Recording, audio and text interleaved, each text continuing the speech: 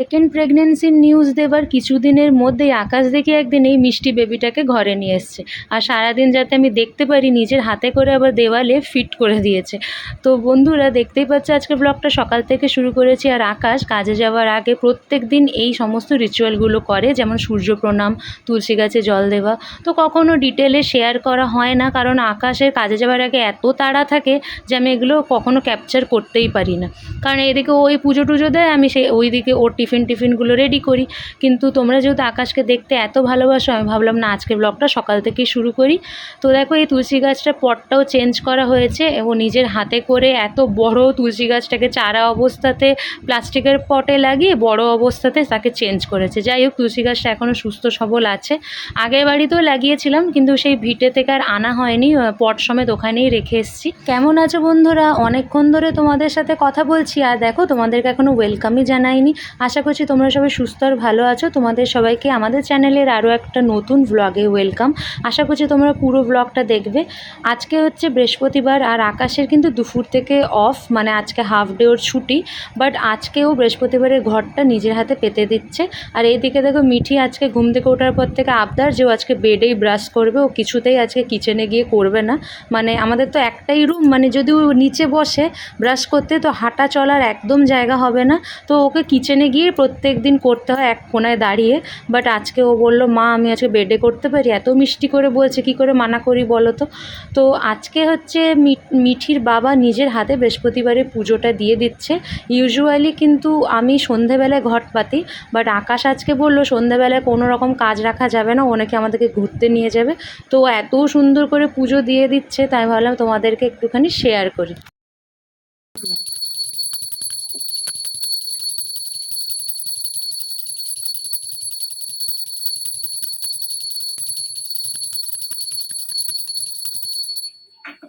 আর এই যে তোমাদের শান্তর খোলসে মোড়া বদমাস মিঠির মুখটা দেখছো, মানে ও দেখাতে চাইছে ওর ফ্রেশ হয়ে গেছে।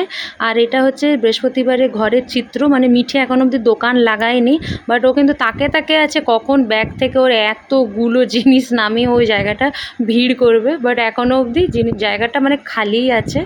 আর ওর চোখ মুখ দেখছো। আর এদিকে আকাশও পুজো দিয়ে দিচ্ছে, ওর পুজো প্রায় হয়ে গেছে, প্রসাদ দেওয়াও হয়ে গেছে, ঠাকুরকে নিবেদনও করে ফেলেছে ও। আর সারা ঘরে ধূপ দেখিয়ে দিচ্ছে। আমি কিন্তু আজকে দুপুরবেলার জন্য একটা স্পেশাল প্ল্যান করে রেখেছি লাঞ্চের। তো আজকে বৃহস্পতিবারে ঘুরতে যাওয়াও আছে, আর লাঞ্চও বানানোরও আছে। আর প্রচণ্ড গরমের মধ্যে আমি পেরে উঠবো কি না দিনের বেলায় পুজো দেওয়া, তাই জন্য আকাশ বলল যে তোমাকে আজকে সন্ধ্যাবেলায় পুজো দিতে হবে না, সকালবেলা তো প্রচুর কাজ যেহেতু আছে, আমি সকাল সকাল পুজোটা সেরে নিচ্ছি। তো যাক, ভালো কথা। প্রেগনেন্সির সময় হাজব্যান্ডের সাপোর্ট পাওয়ার থেকে আর ভালো কী হতে পারে। তো দেখো ও বাইরেও পুজো দিয়ে দিল, তুলসী গাছেও ধূপ ধুনো দেখিয়ে দিল। আর প্রত্যেক দিনের ইম্পর্ট্যান্ট কাজ হচ্ছে আমাদের খাবার জল আনা, যেটা কিনা এই বিল্ডিংয়ে খাবারের জলের কোনো ব্যবস্থা নেই। আমাদের ওল্ড ভিউয়ার্সরা তো জানোই, তো একটু দূর থেকে আনতে হয়। ও এখন জল আনতে গেছে, অনেকটা দূরেই যায়, আর হাতে করেই নিয়ে আসতে হয়, কারণ সাইকেল তো নেই। আর সাইকেলেও থাকলেও নিয়ে আসবে না, আমি ভালো করেই জানি, ও ওরকমই। তো এখানে দেখতেই পাচ্ছ আমি ততক্ষণ জামা কাপড়গুলো মেলে দিচ্ছি। তো বেশ কিছু জামা কাপড় আমার মেলার ছিল, এর থেকেও প্রত্যেক দিন বেশি বেরোয়, বাট এখন এত পেরে উঠি না বলে কমই কাচা হয়, কমই মেলা হয়। তো এখন কিন্তু অ্যাট প্রেজেন্ট ক্যামেরাম্যান হচ্ছে মিঠি।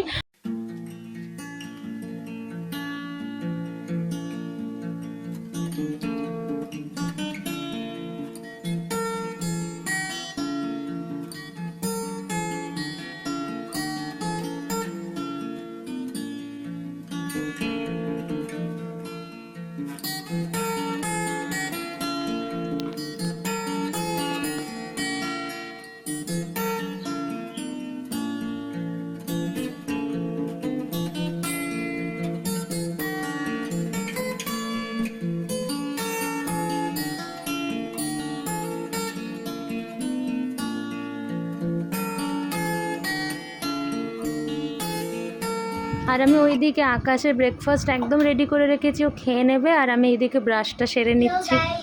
আমার মা না কি ব্যাংক দিয়েছে আমাকে, বেচারা বেচারা আমাকে, কেন কি একটুখানি জমা আমার বেশি আগে জমতো, অনেক বেশি জমতো, তাই জন্য সবাই তো নিত, তাই জন্য পয়সা কম হয়ে যেত কবি কবি। কে নিত তোমার টাকা? বাবা বাবা নিত, আর টাকা কে দেয়? বাবাই। তোর বাবা যখন তখন নিয়ে নেয় তোর থেকে? হ্যাঁ, দেখো কত পয়সা দিয়েছে আমাকে। হ্যাঁ দেখাও দেখাও, পিগি ব্যাংকের মধ্যে রাখো। হ্যাঁ দেখো, ওর বাবা যেমনি নেয় ওকে দিয়েও তো দেয়। কালকে কতগুলো নোট এনে দিয়েছে।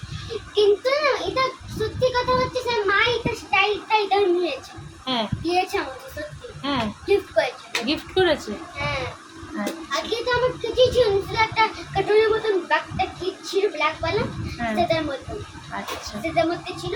এখন আমি নিউ পিকি ব্যাংক হয়েছে। হ্যাঁ, তো ফেসের পাশে রাখো তো, একটা ফটো তুলি। বাহ! আর বাবা কি দিয়েছিল মেলা থেকে? যেন আমরা মাতা পূজার মেলায় গেছিলাম, মাথা পুজোর মেলায় কিনে দিয়েছিল আইপ্যাড, আইপ্যাড, আর রাইট। একটা কিছু একটা থাকে না, একটা ইউটিউবে দেখেও যদি হ্যাঁ বুঝতে পেরেছি, ওই যে জলের মধ্যে বলস গুলো রাখতে হয়, ফুলে যায়, তাই তো? হ্যাঁ আইপ্যাডটা সব থেকে ভালো দিয়েছে কিনা? হ্যাঁ, তার মাঝখানে আর কি কি দিয়েছিল। আচ্ছা, এটা তোমার পছন্দ হয়েছে তো? হ্যাঁ, তার মাঝখানে আমি না সেই আমি ছোটবেলাতে ইয়াদ আছে তোমাদের, সে একটা মা ভিডিও বানিয়েছিল, আমি একদম কিছু বুঝতেই নি। আচ্ছা, ও বলতে চাইছে যে মিকি মাউস সেই হয় না, জাম্প করা যায়, হ্যাঁ, সে একটু হ্যাঁ, উচ্ছিল না আবার। উছাল না যায় স্লিপের মতো ওটার। আচ্ছা, আমি ওই ভিডিওটা ছাড়বো, ঠিক আছে? হ্যাঁ, কিন্তু আমি ভালো পুরো কাঁপছে পাগল।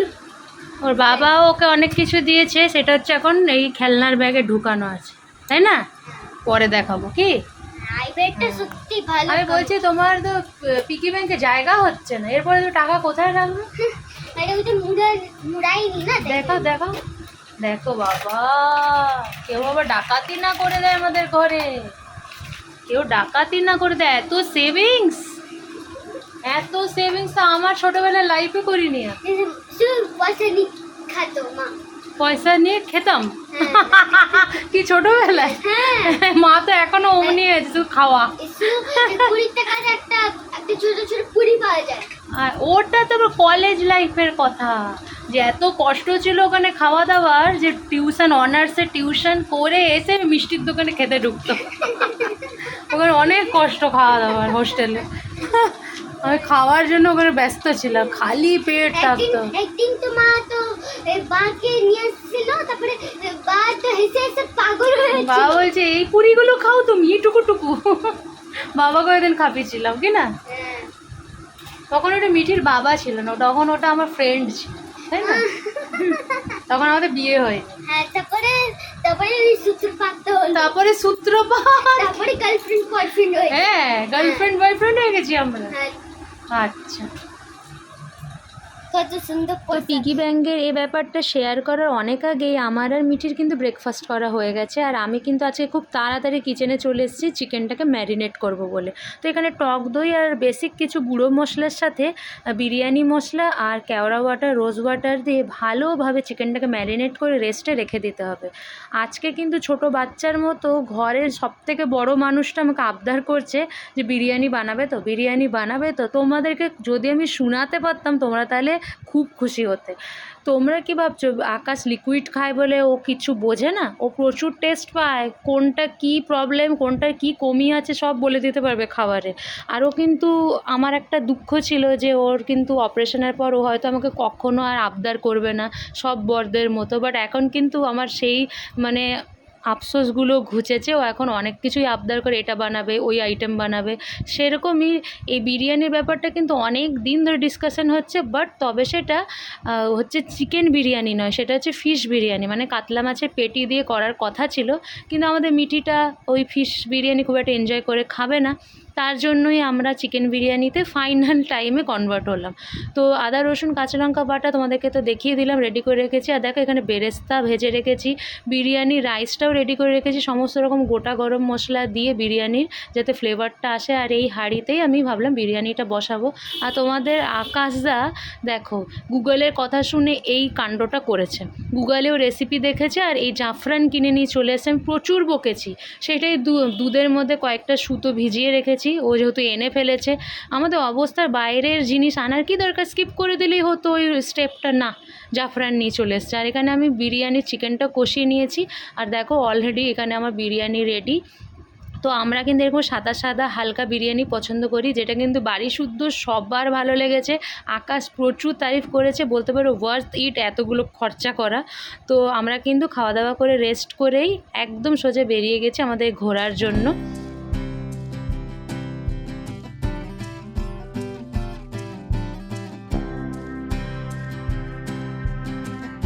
খড়গপুরের এই বাংলো সাইড এরিয়াটা আমার এত ফেভারেট, এত রোদ, গরমের মধ্যে কেউ বলবে না যে এই জায়গাটা রোদ আছে, এতই ছাওয়া। তো এখানে আমরা দেখো টিকিট কেটে নিয়েছি আর চলে এসেছি মিঠিকে নিয়ে পার্কে। মিঠি তো আমাদের প্রচুর খুশি, তো ওর এই খুশি মুখটা দেখার জন্যই ওকে অনেক দিন পর পার্কে আনলাম। তো এবার থেকে আমরা প্ল্যান করেইছি মিঠিকে নিয়ে বেরোবো, বেরোনো হয় না, অনেক রকম ব্যাপার থাকে, বেরোনো হয়ে ওঠে না, বাট এবার থেকে আমরা কোথাও না কোথাও ওকে নিয়ে যাব। বেচারা সবসময় আমাদের জন্য ঘরে থাকে। তো মিঠিতে এসেই ওর এনজয়মেন্ট শুরু করে দিয়েছে। আর পার্কে কিন্তু বেশ খানিকজন ভিড় ছিল, যেহেতু বৃহস্পতিবার রবিবারে বেশি ভিড় হয়। তো এখানে মিঠি রাইডে চড়া শুরু করে দিয়েছে, প্রথম রাইড এটাই ছিল। তো চলো বন্ধুরা, তোমরা দেখতে থাকো আর ব্লগটা এনজয় করতে থাকো।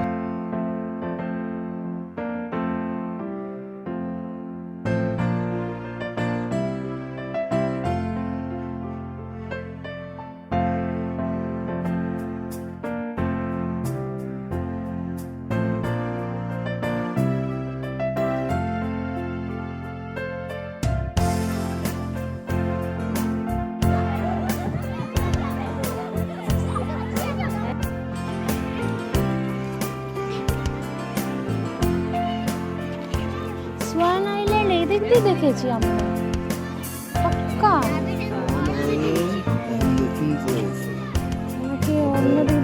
আমরা তিনজনে আজকে ছুটির দিনে ঘুরতে এসেছি রেলওয়ে গার্ডেন, বা এটার ভালো নাম হচ্ছে বিএনআর গার্ডেন।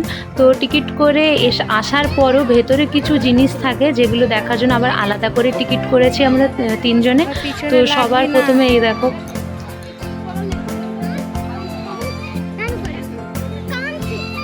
হ্যাঁ ও ডিস্টার্ব করছে, ভয় পাচ্ছে, ইরিটেট করলে তো অমনি করবে।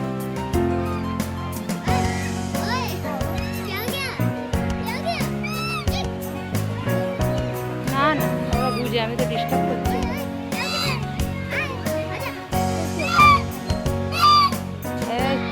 আর দেখাবো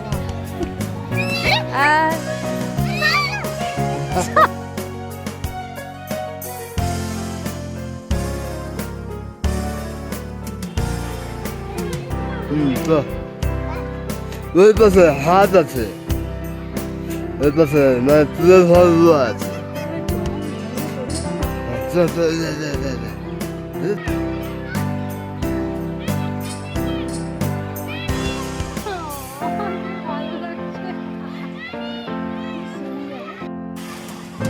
ডাক হাউস,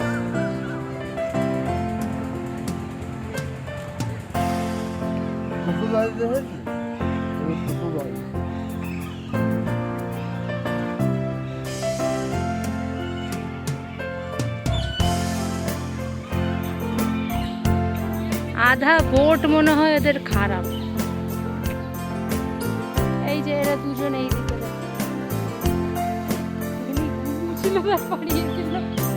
এই দেখো, এটা হচ্ছে আর্টিফিশিয়াল গাঁও বানিয়েছে আবার। এখানে আমরা অনেক ঘর এসেছি। দওয়াখানা,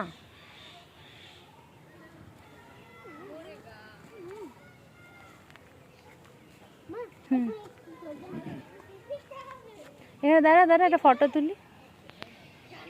এইবারে রেলওয়ে গার্ডেন ঘুরতে এসে আমি কিন্তু আকাশের এই জিনিসটা বারবার লক্ষ্য করেছি, ও কিন্তু একটুখানি গ্রিনারির মধ্যে অল্প কিছু সময় কাটাতে চাইছে, বসতে চাইছে। তো এখানেও দেখো ঠিক সেরকমটাই, ও একটু বসে গেছে রিল্যাক্স করার জন্য। আসলে বেচারা রেস্ট করতে পারেনি না, আধা ঘন্টা মতো শুয়েছে, তারপরে আমাদেরকে নিয়ে বেরিয়ে গেছে। তো আমি এখানে একটুখানি পোজ দিচ্ছিলাম, আকাশকে বলছিলাম ভিডিও করে দাও। আর আমাদের মিঠি তো প্রচণ্ড এনজয় করছে, দেখতেই পাচ্ছ। এই মানে গাঁওটা আগেও ছিল, কিন্তু আমরা প্রত্যেকবারই ভাবি মিঠিকে নিয়ে ঢুকবো। আর এখানে আমি আর আকাশ একটুখানি কিছুটা সময় কাটাচ্ছিলাম। আর মিঠি আমাদের সাথে ছিল কই, ও ওইদিকে ওই স্লাইডে এনজয় করছে পেছনের সাইডে, তো ওখানে ও এনজয় করছে। আর আকাশ শুধু ওকে নিজের কাছে ডাকছে। আমি বলছি ঠিক আছে, এখানে খেলতে এসছে, খেলুক, এখানেও যদি আমরা ওকে রোকটোক করি তাহলে এনে কী লাভ হলো। তো এখানে আমরা বেশ কিছুক্ষণ হাজব্যান্ড ওয়াইফ অনেক দিন পর শুধু দুজনে বসেছিলাম। আর দেখো তারপরেই আকাশ আমাদেরকে নিয়ে যাচ্ছে টয় ট্রেনের দিকে। তো এইবারে আমরা প্রথম থেকে ভেবেই নিয়েছি বোটিং নালে টয় ট্রেন, যে কোনো একটা রাইডে মিটিকে চড়াবো। মা হুম এখন আমাকে বাস টয় ট্রেনে উঠাবে। হুম தெரியுமா হ্যাঁ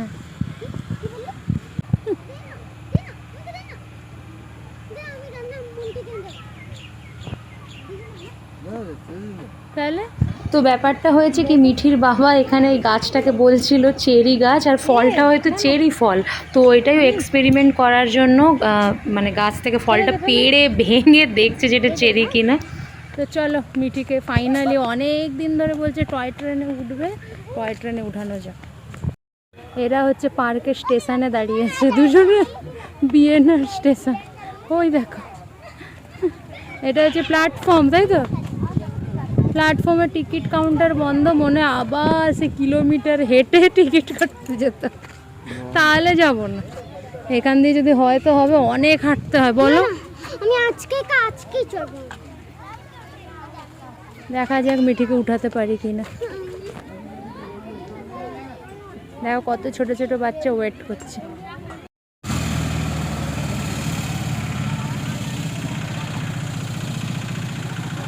আমাদের মিটি কিন্তু বড্ড সিরিয়াস এই ব্যাপারটা নিয়ে, যে ট্রেন ছেড়ে দেবে আর এদিকে ওকে আমরা টিকিট কেটে দিলাম না, মানে যেন এখানে কেউ টিটি এসে যেন চেক করবে। দেখুন ওর চোখ মুখের এক্সপ্রেশন, টিকিটটা পেয়ে ও এত রিলিফ পেলো। তো আমাকে কিন্তু ফাইনাল টাইমে আকাশ মানে বলেও নি আমারও টিকিট কেটে দিয়েছে জানো। আর আমি ট্রেনের মধ্যে এখন বর্তমানে আছি, তো এটা একদম প্ল্যানের বাইরে ছিল। তো চলো সেই দিন কিন্তু খুব ভালো গেল, আমি এনজয়ও করলাম খুব অনেক দিন পর। আর ট্রেনটা যেহেতু পুরো পার্কটা ঘুরিয়ে নিয়ে আসে, তো মিঠি এত এনজয় করেছে, মা ওই দেখো ডাইনোসর, মা ওই দেখো এইটা সেটা, আমার মনেও নেই, মানে ও সব থেকে বেশি এনজয় করেছে। তো এটাই দেখার ছিল।